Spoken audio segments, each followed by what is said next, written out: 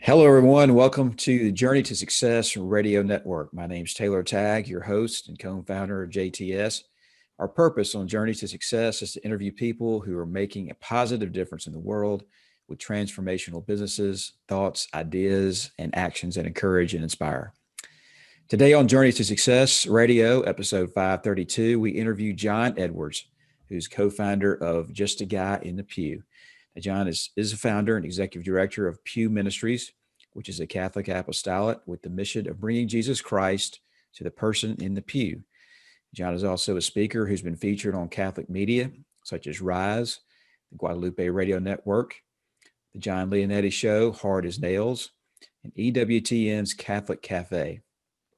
John is a host of the popular Just a Guy in the Pew podcast, which you can find it at Just a Guy in the Pew, that's PEW.com. And he's a columnist also for the West Tennessee Faith magazine. He's also co-founder of Virtual Catholic Conference. And John's greatest blessing is being a husband to Angela and father to Jacob, Allison, and Caitlin. John lives and resides in Memphis, Tennessee. So, John, welcome to the program. How are you today? I'm doing well. Thanks for having me, Taylor. It's always good to be with you and good to see you.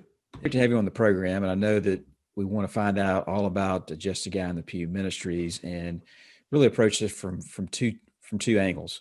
One is the ability to create your own business as an entrepreneur and small business owner, and then the second half is the mission of Just a Guy in the Pew, the faith part of bringing Jesus Christ to all kinds of different people. And so we want to hear about that as well. But if you could just start off, just kind of give us an idea of how did Just a Guy in the Pew start? What's the story there? Okay, well, that's a long one. I'll try to shorten it up for as much as I can. But, Taylor, I was a guy that was born and raised here in Memphis, Tennessee, grew up in Midtown Memphis on Peabody Avenue. My parents lived in the same house there for 40 years until they retired. But grew up Baptist, going to Union Avenue Baptist there in Midtown, and just loved the faith. I was from the time I was young, I was all the way up to 18. I was in the church all the time, and when the doors were open, that's where my community and my family was, and just spent all my time there. When I wasn't playing sports, I was there. So along the way, as things happen, children get older, you start to get into your teenage years and start dreaming of what's going to come in your life and college and all those things. And for those of us that live here in Memphis that are listening, that it's sort of a melting pot for the SEC here in town. So a lot of people went to SEC schools, their parents went to SEC schools. So a lot of my peers decided to go to those schools out of town. And pretty quickly in my life, I was left here just for the first time in my life without community, without anybody around that I considered friends. I'd grown up going to an Episcopal school, and it just, for whatever reason, I didn't have a lot of friends there. There was a lot of money there, and my family didn't have a lot of money. So there was just some differences there that I just didn't fit in. I talked about Jesus a lot, and other people were talking about other things. But long story short, when it came to the college years, all my friends, shot out of town like we talked about. And so I had a decision to make. What am I going to do with my life? And I started working for Napa Auto Parts when I was 16 years old. My father worked there 45 years, and he just kind of said, like, look, you're 16, get a job. So, so at the time you were able to do that then. And so I was able to grab a job there and was working in a warehouse, loading trucks in the summertime between, high school years. And that continued into college. And when I got to college, I realized for the first time in my life, I was around thousands of people and I didn't know a soul. I was very lonely, very isolated. Very quickly, my identity as a follower of Christ just kind of disappeared. I was searching to be anything to anybody. And it led me into joining a fraternity, because that was the one person I knew left in town, was the Rush chairman for a fraternity on the University of Memphis.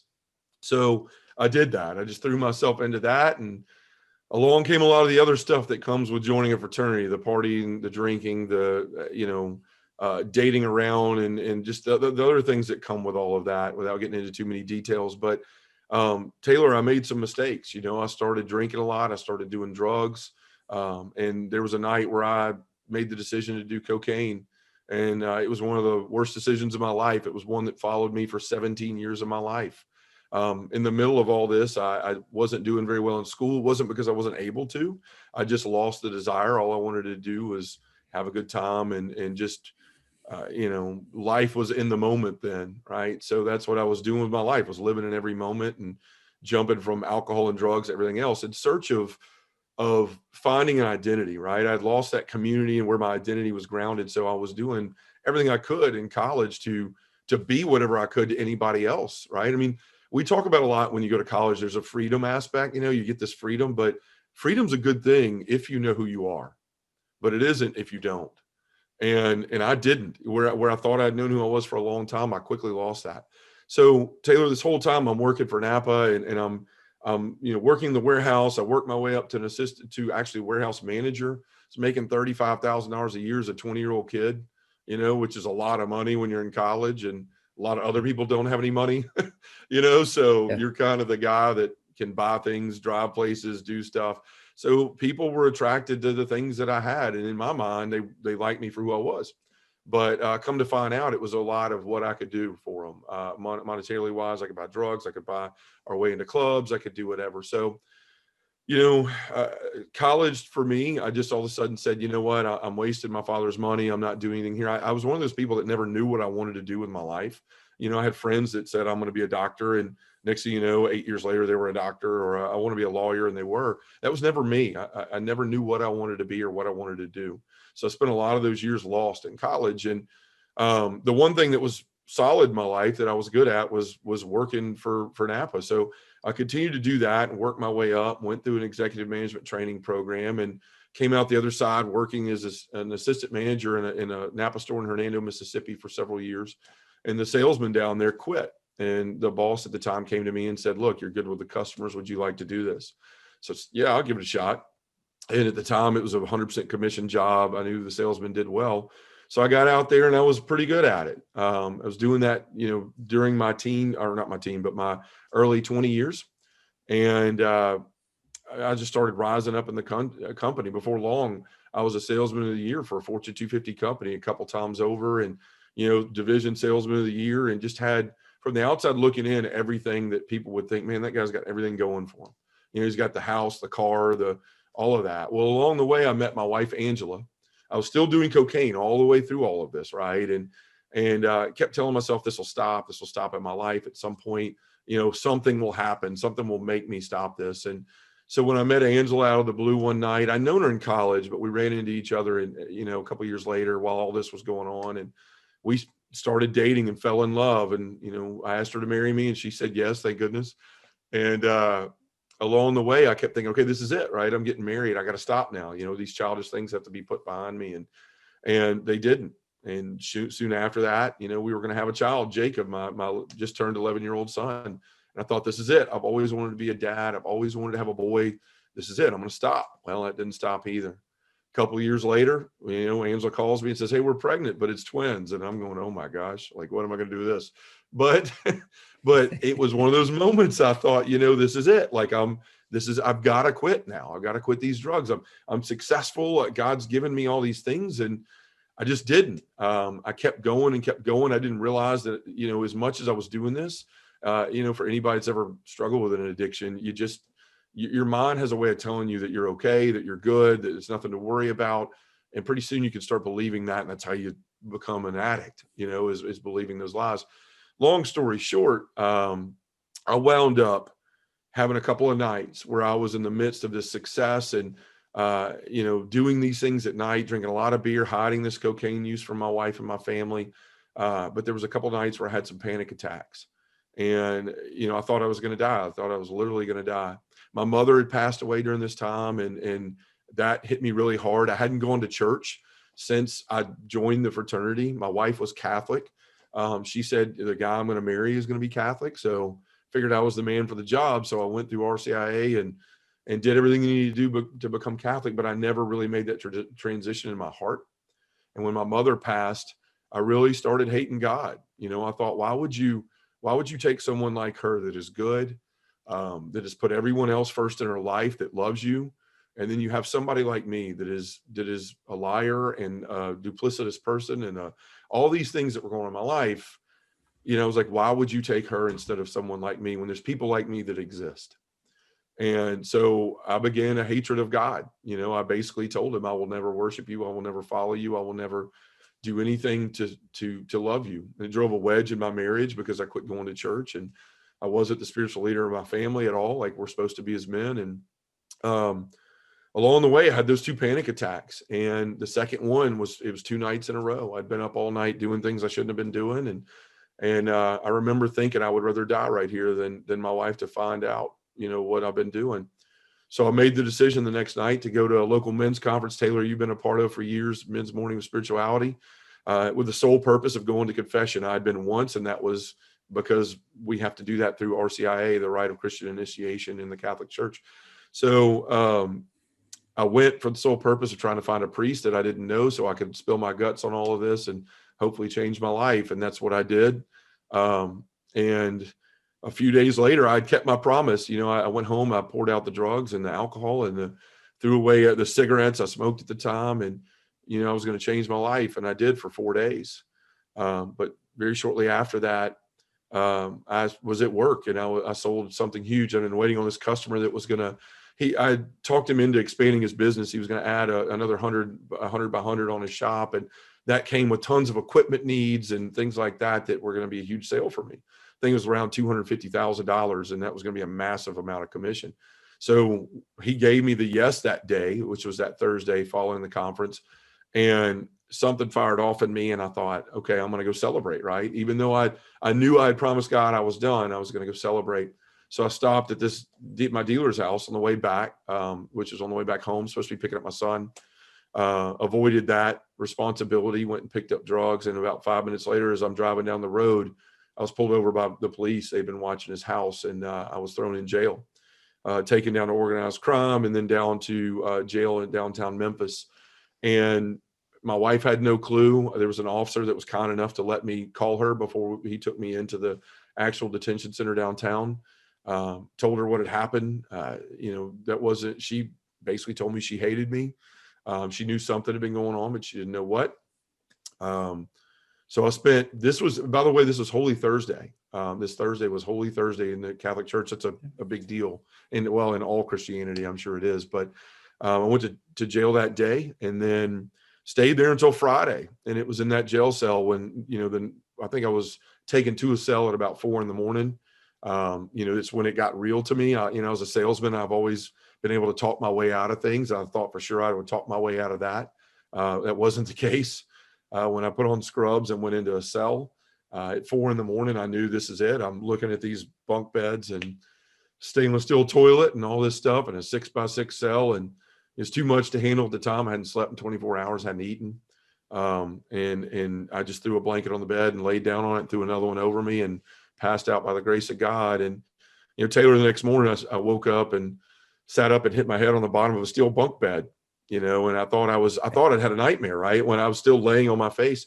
And so I thought, oh, good. It was a terrible dream. I'll never do drugs again. Thank you, God, for giving me that dream. So I can change my life. Well, when I hit the bottom of that bunk bed, I realized it wasn't a dream. It was a nightmare. And I threw my legs over the side of the bed and saw a cinder block wall right in front of me. And I just began to panic, right? The same way I'd felt those 2 nights, and just started rubbing my arms and, rocking night and nothing, and just realizing what I was going to lose in my life, my job, my family, my wife, everything I held important in my life.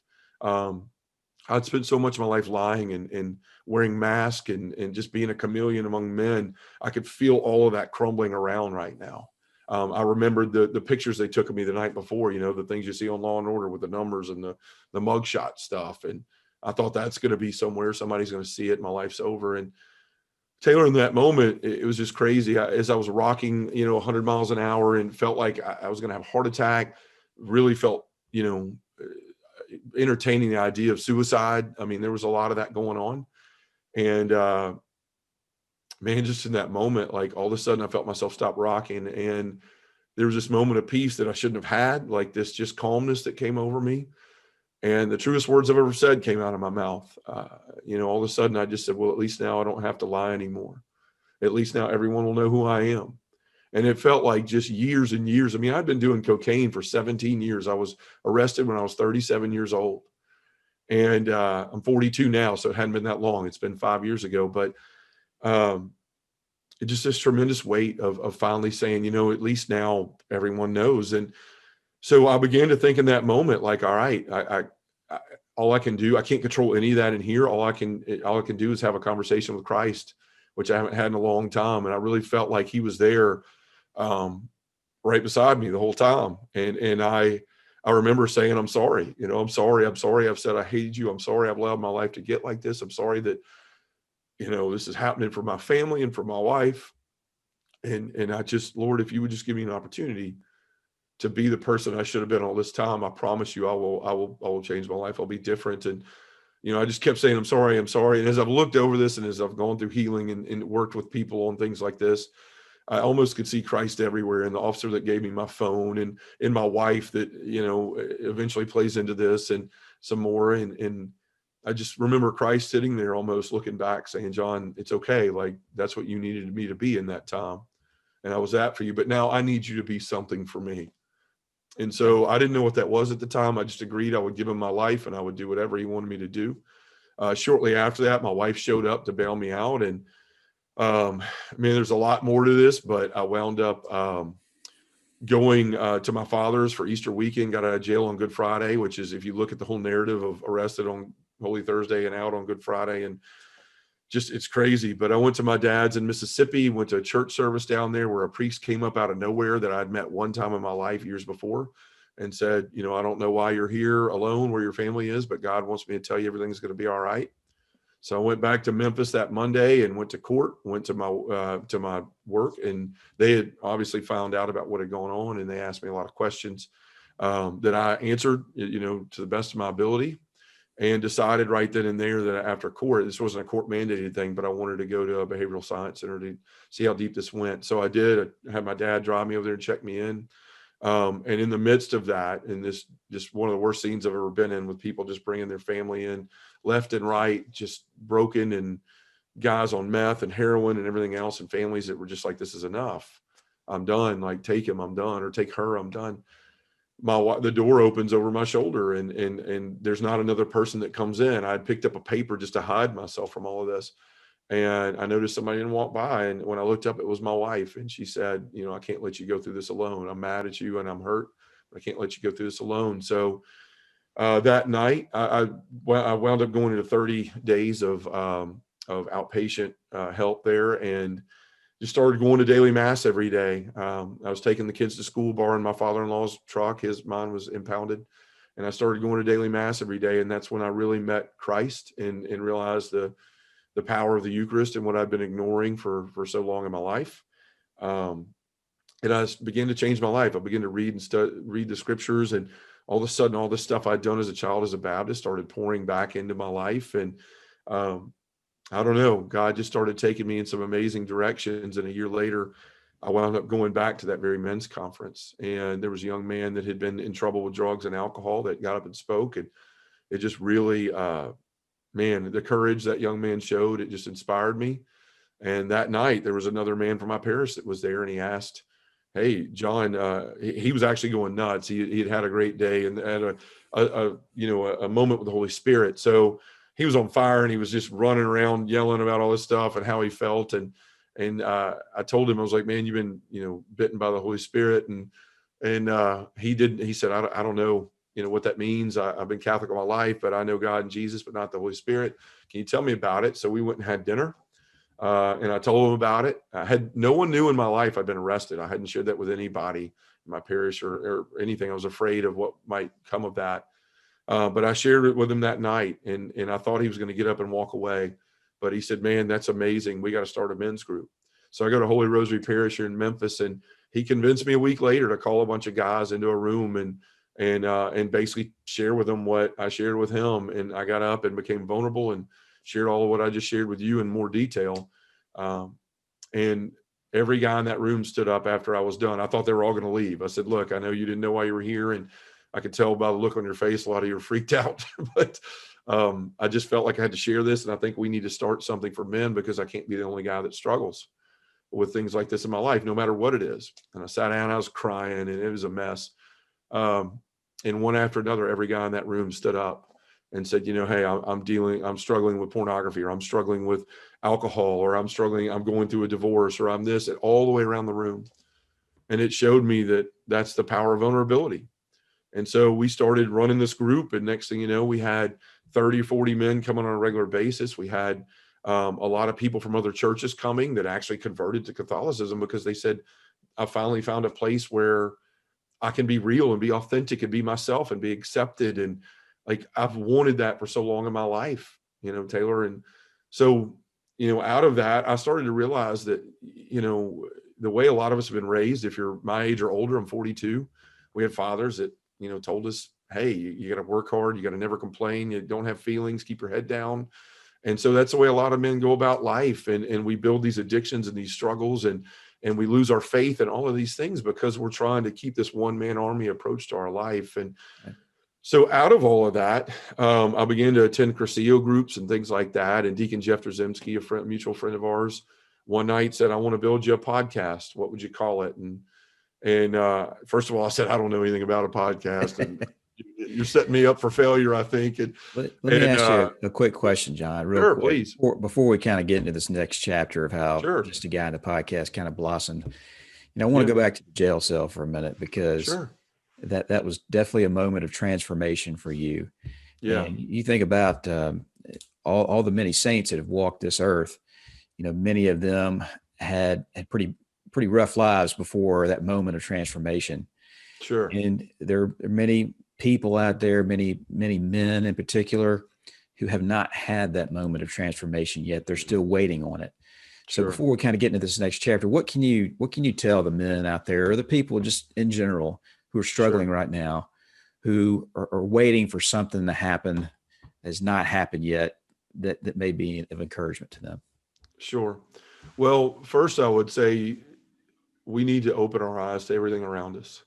I had mine closed. There were so many points I can look back in my life and see where God was trying to draw me back into him, to become closer to him again, through various people, through various events. And I just ignored it. I avoided it.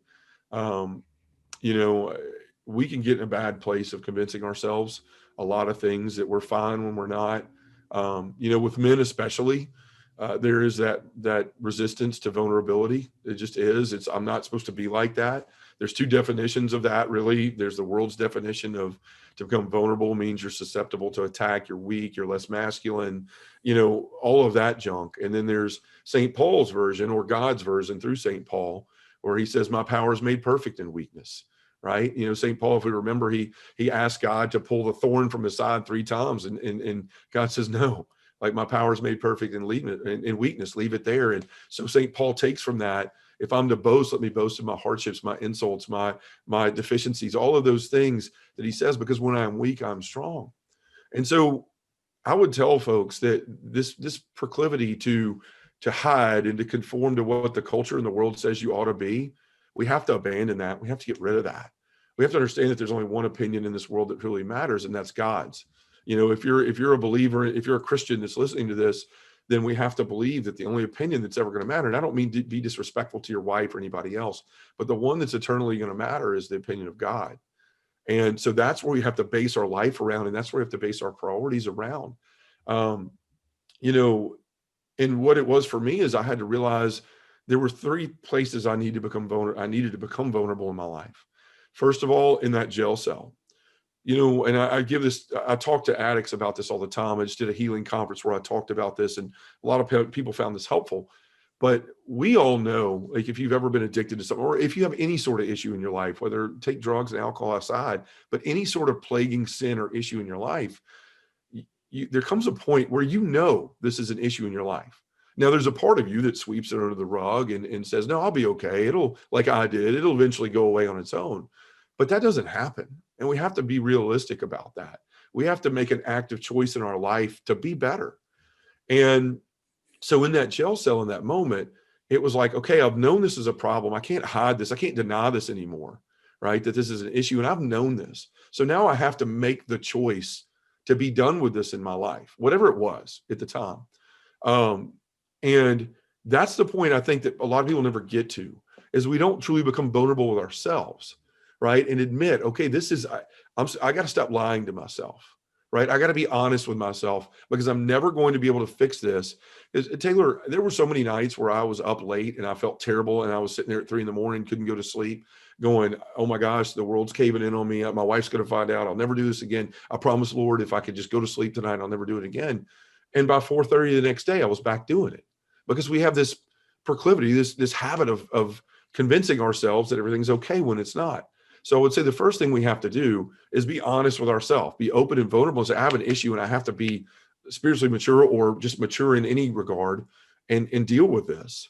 The second thing I would do is, if you're a believer in God that's listening to this, then you have to take it to him. Whether you're a Catholic and you go to reconciliation and a confessional, or you're a Protestant that just takes your sins directly to the Father himself and asks for forgiveness, you have to do that. A lot of times we don't want to take things to God because we think, well, I'm embarrassed, I don't want him to know what I've done. Well, I got news for you. Like, if you believe that there's a plan for your life, and he made you he had the idea to make a John Edwards or a Taylor Tagg thousands of years before you were made, he knows what you were going to do, who you were going to be, who you should be, and what you're going to do for your life. So he knew what you were going to do before you ever even thought about it. And he was there when you did it. So really, all you're doing is going and apologizing to him and saying, Lord, I want to change my life. I want true repentance in my life. And you decide, like, from this point on, I'm going to turn from this way of life and commit to living this way of life. So that's the second thing. And then the third thing, you have to walk with other people, right? Like, this world wants to isolate us. It wants us to be alone, to not share our problems, so that we can just kind of walk in the same mentality, everybody get in the line and nobody be different and conform to whatever political ideas or cultural things are out there now. And so the devil wants to separate us for sure, but so do a lot of things in this world. So we need people to walk with. That group of men in my life, there's so many times, Taylor, where they come to me and, thank you, John, for what you've done for me. And Taylor, there's so many times that I want to go, do you not realize, like if it weren't for you guys, I couldn't do what I'm doing now. I couldn't be who I'm supposed to be. Like, you guys look at me in a light because I have a platform or something, or whatever. I can get on a stage and talk. But do you know, like, the individual moments where I've struggled, and there's certain people that I couldn't share things with, that I don't feel comfortable with, but with you guys, I have a refuge. Jesus sent disciples out 2 by 2 for a reason. He knew there'd be temptations. He knew there'd be opportunities for people to fall, and there would need to be someone other there with them to help them get up, to help them pick them up. And so we need that same thing in our life. So I would tell people, like, you've got to become vulnerable in those 3 ways, like honest with yourself, honest with God, and honest with the people around you. And when you do that, you have a support system that now is walking with you towards virtue and holiness, towards living the life that most of us have always wanted, right? We have this inner desire to know that we're made for more. That's why we're attracted as guys to, like, superhero movies and just, stories like the Chronicles of Narnia. We know we're made for something more, but we don't know what that is. And that is, in my opinion, is following Jesus Christ and the mission that he's given all of us. And Taylor, that's what I've found when I came out of that jail cell, is I've been looking for something all my life, and depending on other people to tell me who I should be and who I need to be and what I should dress like and look like and act like. But all of that needs to come from the Father. When I realized my identity as a beloved son of the Father, then everything pours out from that. I know who I am. I know what I'm here for. I know what I'm supposed to be. I know what I'm supposed to be doing. I have a mission and a purpose now. So I would say that to the people to try to answer that question for you. Yeah, and there seems in your story to be somewhat of a surrender, that I don't have all the answers myself, and I need you, God, to help me with this, because I'm not going to be able to get this on my own. And there's an acceptance there too. I think that this is where I am. This is not where I'm going to end up, but this is where I am, and this is how it is. But now we can go in a different direction because I've got some help, not only from God, but from other people, like you said, walking with other men, other groups that are walking the same path that you are. It may be a little different story, but we're all kind of walking on the same journey in a way. So tell us a little bit about how just a guy in the pew kind of blossomed out of this. Sure. And that's on your point on surrender, that you're exactly right. It comes to a point where, some of us just have to be brought to our knees, like I was. And in that point, surrender is not a one-time thing. Conversion is not a one-time thing. It's something you have to get up every day and continue to do. That's one thing that allows me to keep doing what I'm doing, is getting up every day and saying, Lord, I give my life to you. Like, whatever you want from me, I'll do. It's hard. It's scary.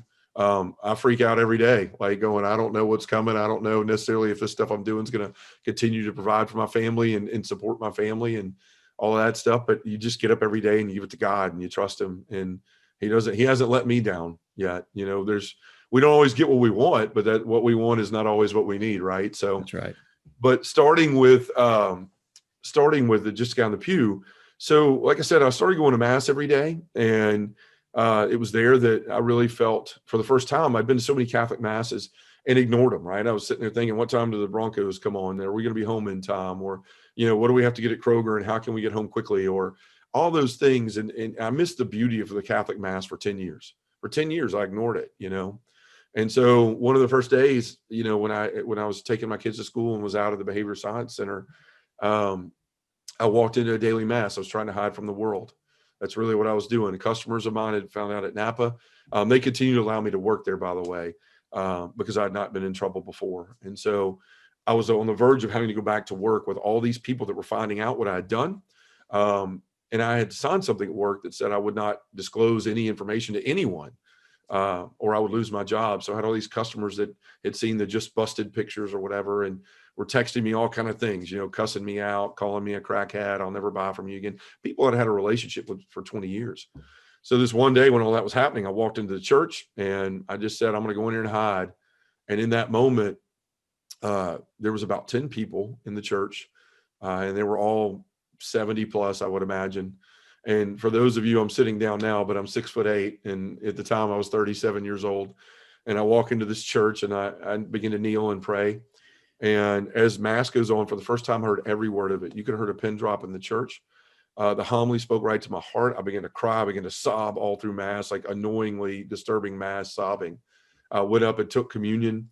And afterwards, I came back to the pew and knelt and prayed so hard, Taylor, that I didn't realize mass was over. They ended mass and processed out. And I felt a hand on my shoulder, and it was Father James Martell that was at Holy Rosary at the time, who came over and asked me to go to confession. So I did. And I shared with him everything that was going on in my life. And he looked at me and he absolved me of my sins. And then he looked at me as I got up to leave. And I said, well, thank you, Father. And he goes, no, we're not done. He said, you're going to start coming to daily mass every day at 8:15 because you're off work 30 days until this is all decided and figured out.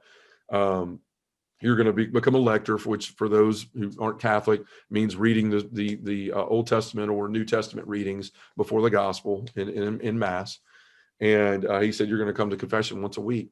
So I started doing that, started showing up to daily mass every day and lecturing pretty much every day. And eventually, you know, you got a 6'8" guy standing up in the first pew of mass every day.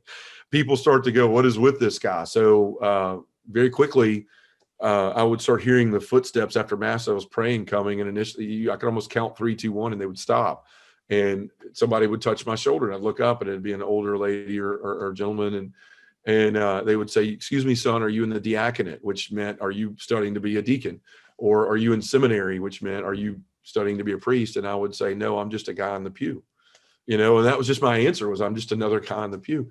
So when I started going to these groups like Crescio, and our men's group was going well, we had tons of guys coming. It was sort of spread around the diocese that we had a really dynamic and unique thing going there in our parish.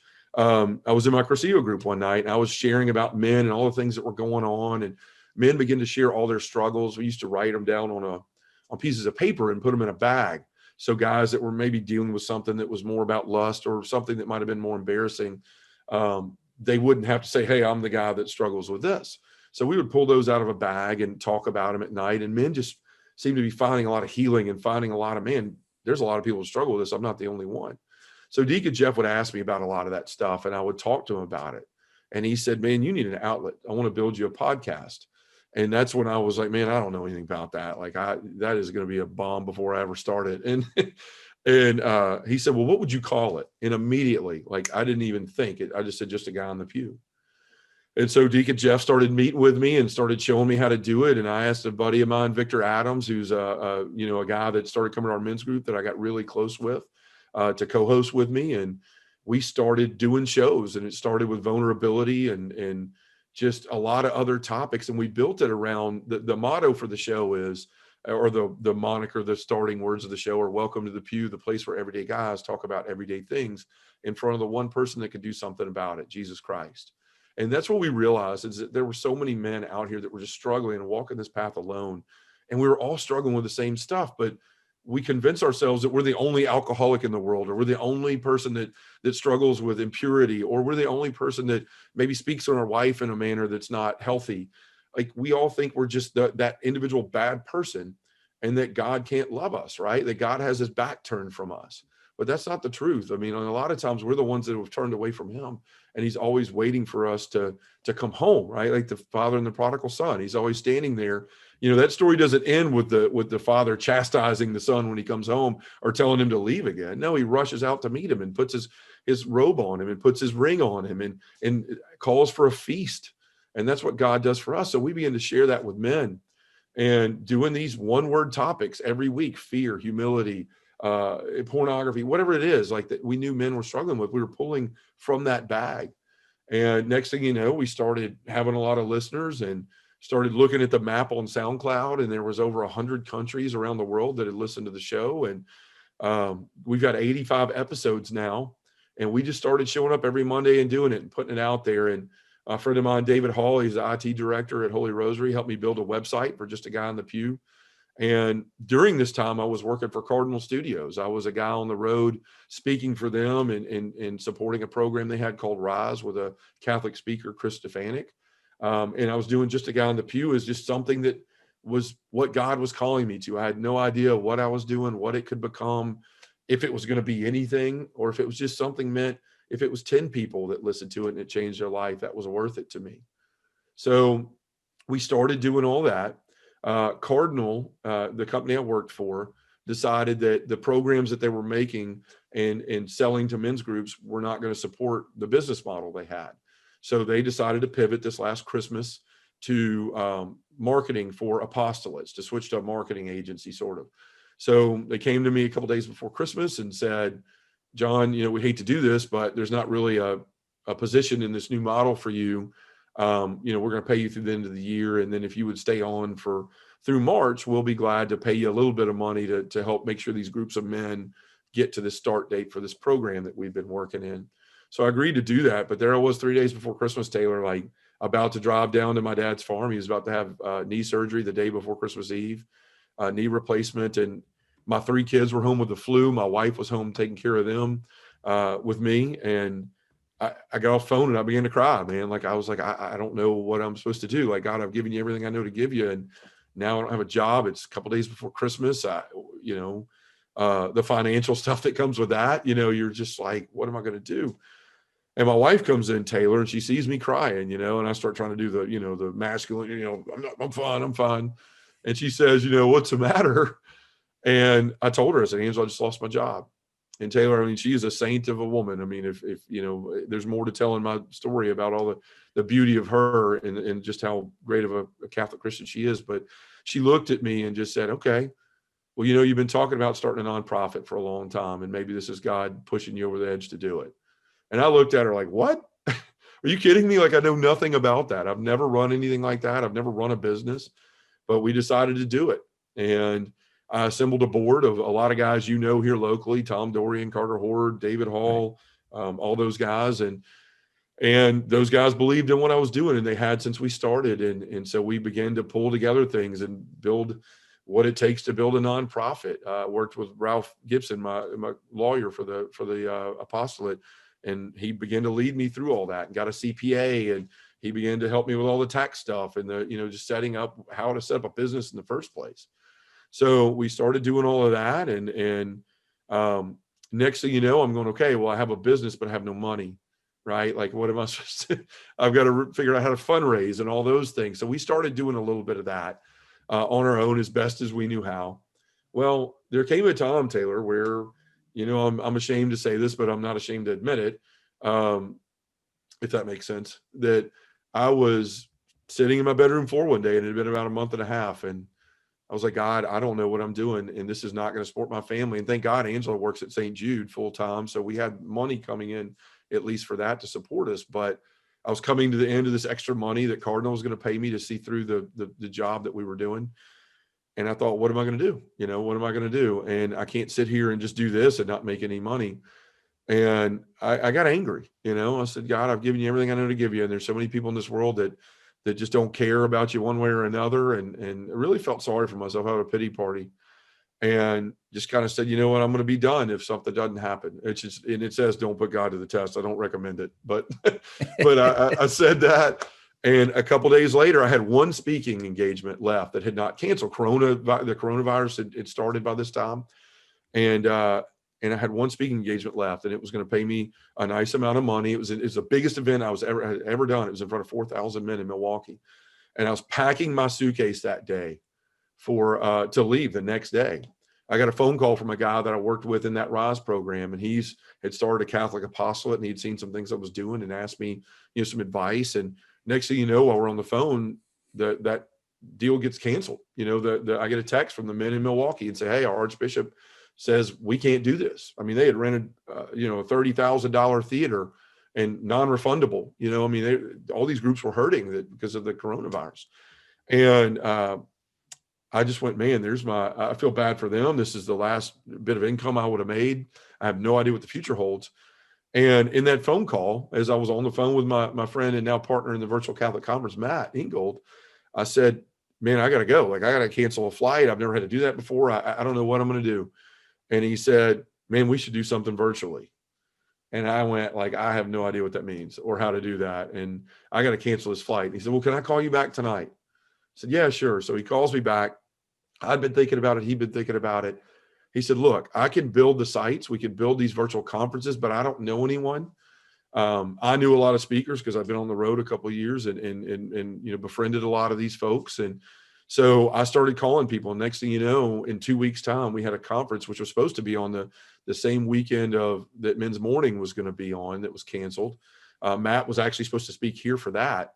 It was canceled. So we put together a conference that wound up having 65,000 people and 65 speakers on it. And it was tremendous. I mean, we collected money for premium passes that went to the speakers. And then what was left went to the business. We were trying to support all these ministries that had been built on going out on the road that didn't have that opportunity anymore, and their families. And they were in the same situation I was. What am I going to do with my life now? I can't go do this and support my family. So we started supporting all that. And next thing you know, we thought, this is reaching people from all over the world. I mean, our number one place to this day through 11 conferences is Singapore. I mean, it's reaching places all over the world. So we said, let's form a business. So we brought in another partner, Ryan Foley, and we've continued to build these conferences. We made an LLC, Virtual Catholic Conference. And, so that's a for-profit business, right? Yeah, that's a for-profit. Yeah. So just a guy on the pew became Pew Ministries. So just a guy on the pew, to back up a second, that is the podcast, the daily reflection videos I do, just the stuff I personally do within the ministry. Pew Ministries is now a 501c3 nonprofit organization with the purpose and mission of bringing the person of Jesus Christ to the person in the pew. So if you were to think about that, Pew Ministries is basically this big empty warehouse with the only thing in it is a box that's just a guy in the pew. But there's room for all these other boxes and all these other things that we want to put in there. And so we're going to start doing some things with Deacon Jeff Drzymski, and I'm going to start building some courses on how to lead men's ministry, things like that, that we're going to continue to put in there. But Pew Ministries is going to be a place where it doesn't matter if it's me or not. People who are talented, people that want to serve the Lord, people that, like Deacon Jeff has RCIA skills where he could train and teach people to really love the Catholic faith. And he has 50, 60 people a year. That's a place for him to come in there and be able to have a sandbox for that, right? It's not just about John Edwards. It's about whoever God calls with a skill set to be able to come in and help the mission of introducing that relationship to Jesus Christ. That's the mission behind what we're doing there. Is I believe we have a lot of people in every aspect of Christianity that go to church every Sunday, that do the things that they're supposed to do as a Christian, but a lot of us don't have that relationship with Christ. I mean, a lot of people admit that. I go because my parents went, or I go because I want to go to heaven, or I go because it's just something I've always done. So we want to introduce the person of Jesus Christ, that personal relationship, no matter where you're Catholic or Protestant or whatever. We want to introduce you to Jesus Christ. And so that's the mission of Pew Ministries. So that is going on in the midst of the VCC thing. And now we've signed deals to do 20 something conferences next year for the for-profit. And that's where I am, Taylor, like just trying to give my life to both of those things and serve the Lord in whatever way that he's putting in front of me at that given moment. Let me ask you this question, because I think Sure. this is a good question. What would you say Sure. to the person out there who's thinking about starting their own business, whether it's a nonprofit or for-profit, and they're trying to get the courage to take that leap, Sure. like you did, and they're thinking, how am I going to pay the bills, and how am I going to do this? And what advice would you have for that person that's kind of ready to take that jump and get involved, but it's not quite there yet? Right. Well, first of all, I would say, Taylor, there's a lot of things in my life that I look back and I wish I had just had the courage to do, because, and the ones that I have had the courage to do, I look back and I think, there wasn't as much to be afraid of as I thought. For the long time with Napa, there were some things that weren't going right there. They changed pay scales. I wasn't happy anymore. The company was evolving from more of a personal family run sort of thing to more of a corporate thing. And I remember wanting to leave and feeling trapped, going, but I don't have a college degree and this is all I've ever done. This is all I've ever known. And I wish at that point, I mean, now obviously God had a plan, but there was times I look back and I wish I'd stuck my toe in the water doing something else instead of convincing myself that I couldn't, right? And giving into that fear. So I would say, that you have to trust in the Lord. You brought up surrender early. And I don't know, there may be a lot of people on here that aren't Christian. I don't know. But for me, it's trusting in the Lord. It's just getting to the point where I go, you know what? There's signs I see in my life. I'm not happy, right? My family's not happy because I'm not happy. I can give my life to whatever it is I'm doing right now for the rest of my life and never be happy, never have peace, never have joy, just be unenjoyable to be around. Or I could take a leap and try to follow signs and obvious things that are in front of me that, yeah, it's scary. And yeah, it's a leap of faith, but God rewards those leaps of faith. He really does. I mean, sometimes things don't work out. I know plenty of people that have businesses that they've tried several times before they found something that really fit. That's just part of life. I mean, we don't get to have joy all the time without a little bit of suffering sprinkled in there. But I would say, like, if you feel in your heart that you're being called, whether you believe in God and you think it's him calling you or some other aspect of your life that you feel something's calling you, not to ignore that, but to honestly pay attention to it, to discern, right? To discern, to look at it and think, what does this mean in my life? How does this affect my life if I take this pivot or I make this turn? Is this financially responsible? Am I in a place where I can even make a decision like that? Those are questions we need to start asking ourselves.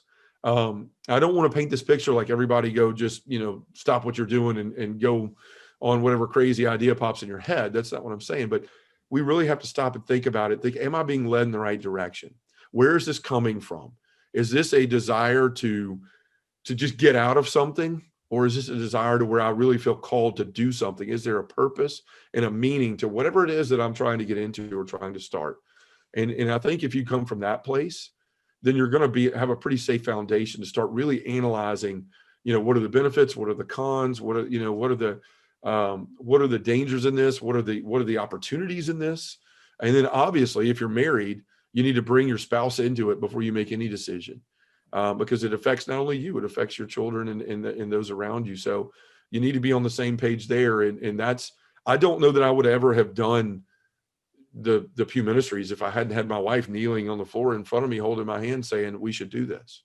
And so that's an important piece is, if you're married, it's till death do us part, and that includes all decisions. And so make sure that you're doing that. But I would say if you've got that inkling, then you got to be true to it and you got to explore it, but you got to do it in a way that is not biased, to go in and to really find out, am I being led to do this? Why am I being led to do this? How am I going to go about this? And do I have people that support me in it?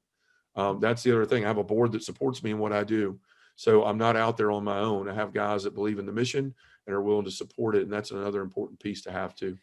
And I thank you for that too, because I think Yeah, a lot of people out there, and definitely in the COVID environment, may have lost their job and may sure. be considering what to do next with their life, and they're considering entrepreneurship. I know with the small business owners that I work with, a lot of people are really considering starting their own business now. which Sure. brings me back to the faith side of this. Mhm. You have an incredible story, John, and Thanks. I'm so glad that you're out there telling it to others and sharing, your transformation with other people. So that's bringing a lot of people to Jesus. And I want to ask you really, what can people take from your story? Not just Catholics, but people of all faith. What can they take from your story and how it's gone for you? Sure. Well, I would say, there's a lot of, I've talked to a lot of people. I've spoken all over the country and in Canada now, and been very blessed to do so. And every time that, depending on if I'm telling my story or talking on something else, um, people always come up and they share and they just tell me where they are in their life. And the thing is, like, all of us have a story, and I believe, I can't remember the Catholic saint that says it, but it's basically said, like, you should lead with your witness, and if you're a teacher, then you should teach after you've led with your witness. I'm butchering that, but it's basically saying we all have a story, and that's the most powerful way to help transform other people's lives. Is the point of that? And I would say, look, here's the thing. I was 37 years old. I didn't think I had a way out. I didn't know. I wanted out, but I didn't know how to get out. I was afraid of losing everything. I thought there's no way that God could ever love me, that God could ever want me back, that I was just the furthest thing from what he would want in a follower or disciple. And that's all lies from the devil. The devil gets in your head and he tells you you're worthless, you're not good enough.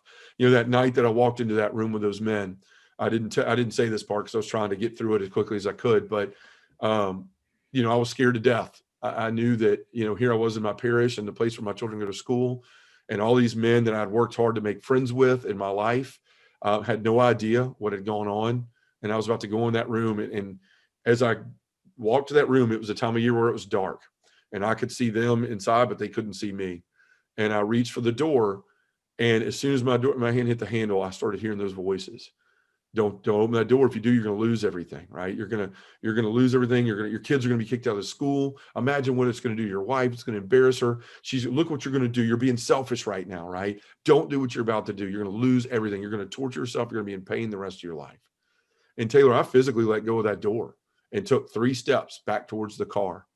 And all of a sudden I heard a whisper in my ear, that quiet voice. And if you're a Christian that's familiar with Old Testament scriptures, you hear Elijah talk about, he was on the mountain and he heard there came the storm and then the earthquake, but it was in the whisper that he heard God.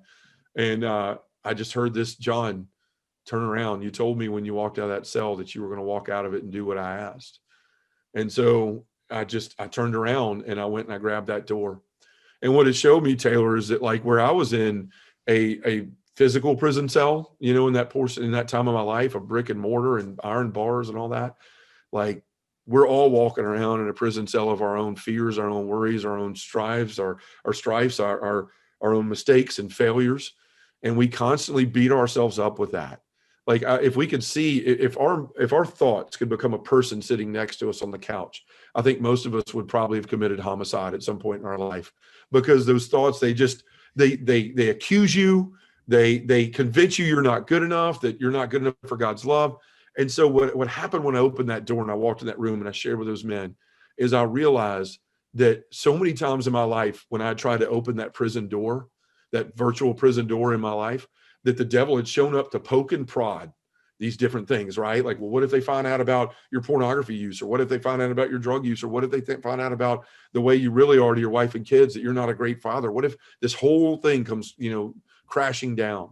And so I would let go of that door handle all my life. And because he would convince me that outside of that cell, there was nothing but pain and torture and loss and grief and just miserable life. But what I found out, Taylor, is when I became vulnerable in those ways that I shared with you earlier, when the devil showed up again that night, God was there saying, I love you. You're my beloved son. I'm the one who gets to tell you what's right with you. I'll never tell you what's wrong with you. I will tell you what's right with you. And I want you to believe that and look at that. And so in that moment, I was able to say, when the devil came prodding, those wounds didn't hurt anymore. What it means to become vulnerable, the root Latin word of vulnerable is vulnus, which means wound. To open up that wound so the divine healer can heal it, right? If we just continue to try to cover it up, it never gets better. Things get worse. Other parts of your body gets infected. So we have to open up that wound. And in that moment, I found out, when I opened that door, that the devil had lied to me this entire time, that the torture and the pain and the loss and all that was staying in that cell. then on the other side of that door was the joy and the peace and the mercy and the hope and the love that God has promised all of us. And so I would say to people, like, there's a tendency right now in your life. You may be 60, you may be 50, you may be 32. I don't know.